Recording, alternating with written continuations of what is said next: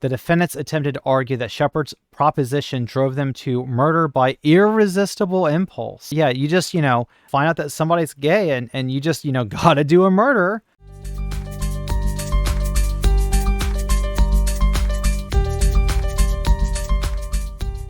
Hello and welcome back to my channel.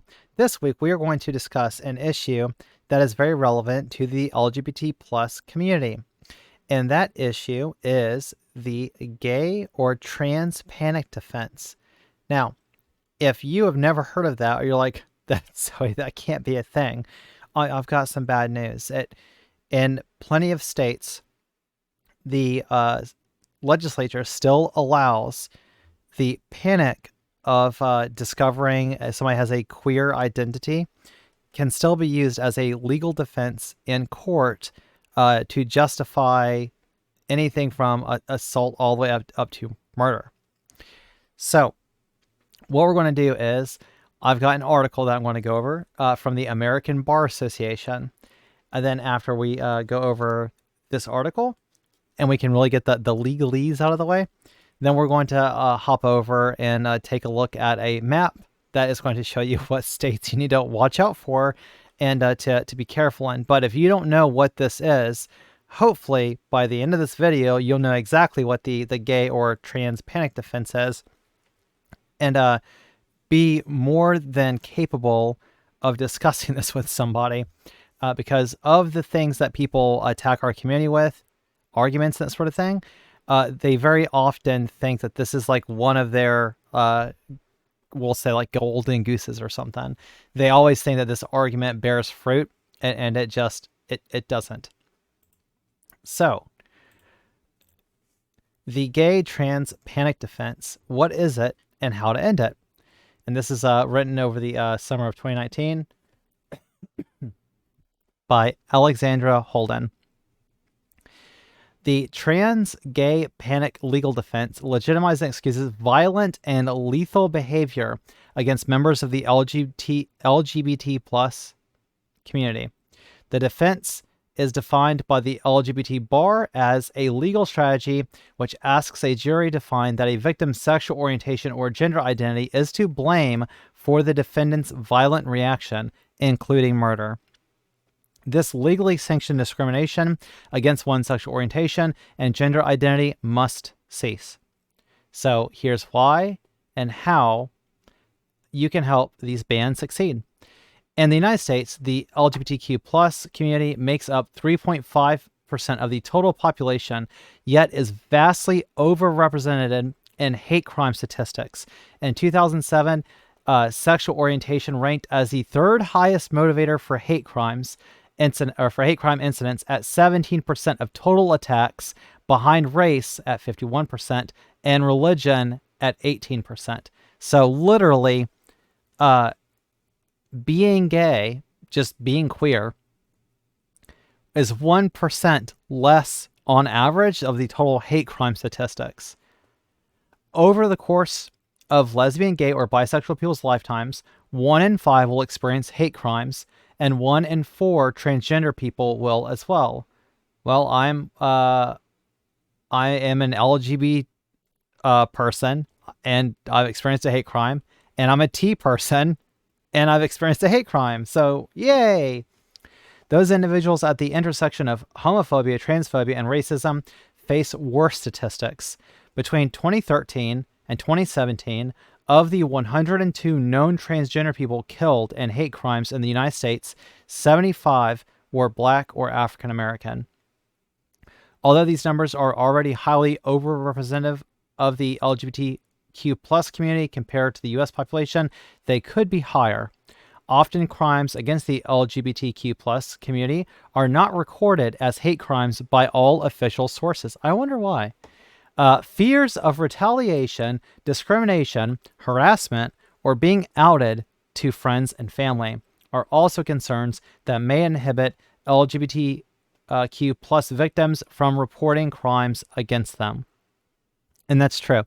Not only do in some areas, especially rural areas, do a lot of police not take it serious, you could be outing yourself and possibly risking being abused by the local government, because state officials have definitely had an awful history of abuse when it comes to minority communities, especially the LGBT plus community and people of color. Despite these grim statistics, there's hope. As of July 1st, 2019, 8 states have passed legislative bans on the use of gay/trans panic as a legal defense. California, Illinois, Rhode Island, Nevada, Connecticut, Maine, Hawaii, and New York. It must be noted that gay/trans panic is not an affirmative legal defense. It is a tactic to strengthen the defense by playing on prejudice. It has, however, been used to not only explain a defendant's actions, but to excuse them as well. Typically, the defense has 3 variations: defense of insanity or diminished capacity, defense of provocation, and defense of self-defense. The insanity or diminished capacity defense argues that the victim's sexual orientation or gender identity is to blame for the defendant's breakdown into a panic. The provocation defense argues that the victim's proposition of a non-violent sexual advance could be sufficiently provocative to induce the defendant to kill them. The final variation of self-defense claims that because of the victim's sexual orientation or gender identity, the victim must have been about to cause the defendant serious bodily harm. Despite debunking gay panic disorder and its removal from the DSM by the American Psychological Association in 1973, legal defense teams continue to use it. In the 1954 murder of William T. Simpson in North Miami, Florida, the defense claimed that they shot Simpson, a gay man, while resisting his advances, thus utilizing the provocation defense, even though the defendants were criminals who frequented that area of highway to rob drivers and intentionally targeted homosexual victims. The defendants were convicted of manslaughter rather than first-degree murder in the 1998 murder of Scott, I think it's Amendor, by Jonathan Schmitz. Amendor revealed that he had a crush on Schmitz while on the Jenny Jones show. After a friendly evening together, Amendor left Schmitz a provocative note. The defense again utilized the provocation defense, citing that the nature of the note and Amendor's homosexuality was enough to send Schmitz into a panic and kill Amendor. Schmitz was convinced was convicted of the lesser offense second-degree murder rather than first-degree. The gay/trans panic defense has not always been successful. I've mentioned Matthew Shepard before. In the 1998 murder of Matthew Shepard in Laramie, Wisconsin, the defendants again attempted to use the provocation defense to justify the torture and murder of Shepard. If you're not familiar with Matthew Shepard, you need to know that case. Maybe on a live stream or something, I'll go over it at one point, but I don't know. It's very heavy. It's very disgusting and awful what happened to him, and it's difficult to read. But if you are serious about wanting to argue LGBT issues, you need to be familiar with his case, because what happened to him should never happen to anybody. The defendants attempted to argue that Shepard's proposition drove them to murder by irresistible impulse. Yeah, you just, find out that somebody's gay and you just, gotta do a murder. However, in the state of Wyoming, so it was Wyoming, not Wisconsin, irresistible impulse is not a defense allowed under the statutory insanity defense construct. Now, remember in a previous video, we had talked about mental illness and how it is often weaponized against mentally ill people, especially in ways of people trying to claim insanity in legal terms. They'll try to use pleading insanity, and we already know that in order to plead insanity, you have to be in a state of where you cannot tell reality, or an altered state of reality where you can't really tell what's going on, or to be denied your ability to make decisions. You cannot premeditate something. This was a very, very premeditated murder. The gay/trans panic defense was deemed inadmissible, not due to the illegitimacy of the gay/trans panic defense, but instead due to Wyoming statutory insanity defense construct. Currently, there are several other state legislative efforts to ban and denounce the legitimacy of the gay/trans panic defense. The status of these efforts is as follows: Washington State, which is in committee; New Mexico in committee, Texas in committee, Minnesota in committee, Pennsylvania in committee, New Jersey in committee, Massachusetts, and the District of Columbia. At the federal level, the Equality Act, which we've talked about before, which bans the gay/trans paint defense, has just been introduced. We must show solidarity with the LGBTQ plus community. It is harrowing that currently one's sexual orientation or gender identity can still provide even an inkling of a legal defense in their murder trial. Helped in this discrimination by supporting legislative bans on the gay/trans paint defense. So these are some of the steps that you can take are as follows. Number 1, contact legislators and governors in states currently trying to ban the gay/trans paint defense. Be sure to reach out to the federal legislators as well. 2, be an advocate in states where there is currently no proposed gay/trans panic ban legislation. 3, let your own politicians know that equality under the law should apply to the victims of hate crimes as well. 4, support organizations that work to protect and uplift the LGBTQ plus community, like the LGBT Bar or the American Bar Association's Commission on Sexual Orientation and Gender Identity. And 5, litigate cases which can promote the protection and empowerment of the LGBTQ plus community. That's the end of the article. So I think by now we have a pretty good idea about what the gay/trans panic defense is, different ways that it can be invoked, and different ways in which people will attempt to use it. And a lot of times there's also, especially in online spaces, there will be like an implied threat where they'll say, oh, well, if you're trans, you know you have a responsibility to tell somebody who you might have just met at a bar or might be trying to hit you up. You better tell them that you're trans because you know what might happen. You know what they might. Men get kind of crazy if they have to find out later. They allude to these sorts of things sometimes as veiled threats, and sometimes just directly coming out and making open threats about what they would do to a trans woman if they ever accidentally slept with her or was going to sleep with her. I know we read off the states, but there is a map available on Wikipedia, and I do like that it's got colors on it. Yeah, look at that.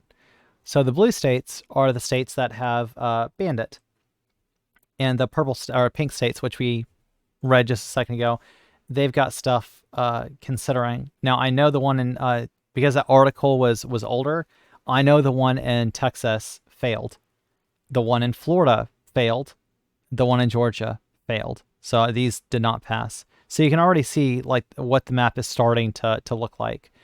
As far as it's not looking good, and it shows you right here. There's a listing of where it was considered. So and these states that passed. Let's see. So Georgia did not pass. Wisconsin did not pass. Texas did not pass. Florida, Iowa, New Hampshire, Minnesota, Massachusetts, and Nebraska has not passed. It's so weird. And the Texas one, it already died, but there's been another bill that's been introduced, hoping to argue the same thing. It's weird that in Massachusetts they don't have it. That's just odd. The state seems like, I don't know. I feel like Massachusetts is fairly progressive. Let's see here. We looked at the laws. We already read kind of like what it is. So let's move down to this. This would be an interesting thing right here. So we know that the use of the gay panic that we went over. It's so hard reading about those cases. They're so awful.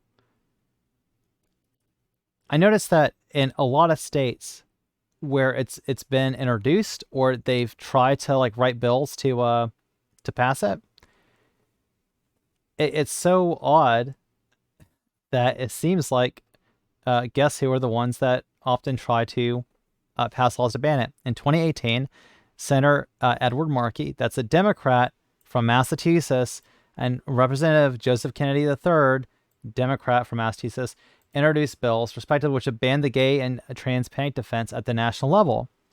Both bills died in committee. In 2019 of June, the bill was reintroduced in both houses of Congress as the Gay and Trans Panic Defense Prohibition Act of 2019. The bills would prohibit a federal criminal defendant from asserting as a defense that the nonviolent sexual advance of an individual or a perception or belief of the gender identity, or expression or sexual orientation of an individual excuses or justifies conduct or mitigates the severity of an offense. And then, similar to the bill introduced before then, that bill died at the end of 2020, but was reintroduced as S.1137 as of April 2021. Notice that it's Democrats that are trying to pass legislation to ban this defense. And you can guess who is striking down those bills in those houses. I find it odd that Republicans want to always talk, and conservatives in general want to always talk about, limiting big government, and want to make sure that government has less and less control over their lives. Yet in something like this, where it's like, you really think that we should have laws that allow somebody to say, like, just based on some part of your identity that they just had to kill you, and that ought to be a legal defense to get like a reduced sentencing for crimes? Like, it's absurd that the people that want less government seem to only want it if it operates in ways where they feel like, oh yeah, well, I mean, what if they have a problem with a trans person, or what if they have a problem with a gay person? It would be nice if they could just, do whatever they wanted to and invoke some type of faux insanity claim. I feel like it's based on this idea that they feel like they ought to be empowered to do whatever they want to LGBT plus people. They feel like we should not have equal protections under the law. They want to have a superior privilege under the law, both to have a defense and also because they feel like they ought to be able to do whatever they want to us. I know this video has not been necessarily the happiest, but at least it's moving in the right direction. More and more states have banned it. There's, more states have banned it now than had before, and it is getting more and more attention. And hopefully, as more states are sending this to their legislative branches, hopefully it will get struck down in more of those other states. And then, just as we saw on the ABA's website, you can always call your local representatives and ask them, like, hey, if this isn't banned, if this defense has not been struck down, why not? And if it hasn't been, pressure them to introduce legislation to ban this stuff. It should not be a legal defense to murder an LGBT plus person just because of their identity. That's their identity or their sexual orientation. It's ridiculous. Well, I hope that you enjoyed the video and that you at least found it informative. And if you did find it informative and you live in a state where you could possibly make a difference and it's not going to put you at any risk, please do reach out. Please do try and help progress our society forward along with the rest of us. But I hope you enjoyed it. Please give the video a thumbs up, a like, and a subscribe if you haven't. And I will see you in the next video. Bye.